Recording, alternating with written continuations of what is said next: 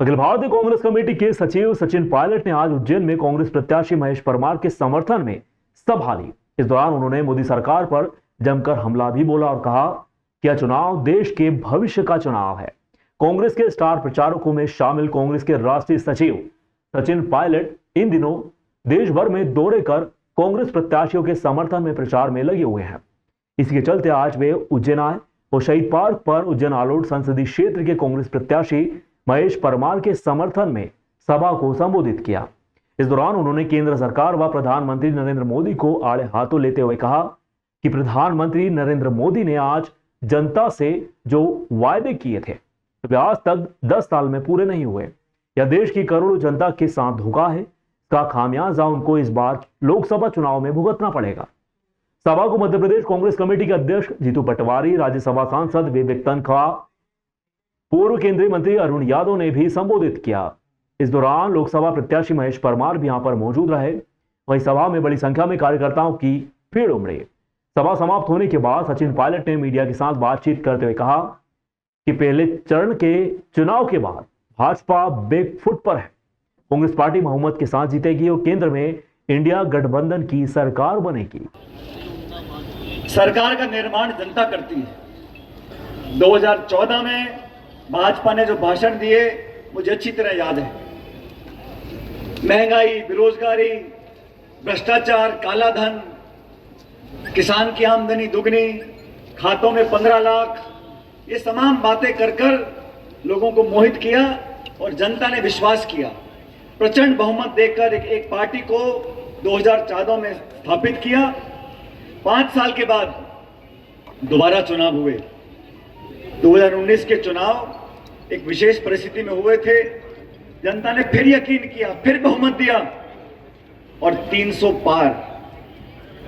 पार भाजपा का संख्या बल पहुंच गया और सरकार बन गई। 10 साल हो गए साथियों। इन 10 सालों में पिछले कार्यकाल में विशेष रूप से भाजपा ने जो काम किया, 3 काले कानून बनाए किसानों के खिलाफ, नोटबंदी लागू करी, जीएसटी लागू किया, निर्वाचित मुख्यमंत्रियों को जेल में डाल दिया, संवैधानिक संस्थाओं को नीतिगत तरीके से एक एक कर कमजोर करने का षड्यंत्र रचा गया, विपक्ष की आवाज को दबाया गया, एक दिन में 147 सांसदों को निलंबित किया गया, पिछले दरवाजों से कानून को पारित करवाया गया। अच्छा इतना बताओ, मैं जो झूठ बोले उसको भोलेनाथ की सौगंध है। अनिल फिरोजा सांसद बना, उसके बाद कितने लोगों से मिला? हाथ ऊंचे करो। अच्छा चलो, आपसे नहीं मिला कोई बात नहीं, आपके गांव में तो आया होगा। अच्छा चलो, आपके गांव में भी नहीं आया, कोई बात नहीं। अरे मौत मैयत पे तो आया होगा। अच्छा मौत मैयत पे भी नहीं आया, शादी में तो आया होगा। वो तेरी कहीं भी चलो, सांसद है, बड़ा पद था, ये सब माफ कर देना उनको।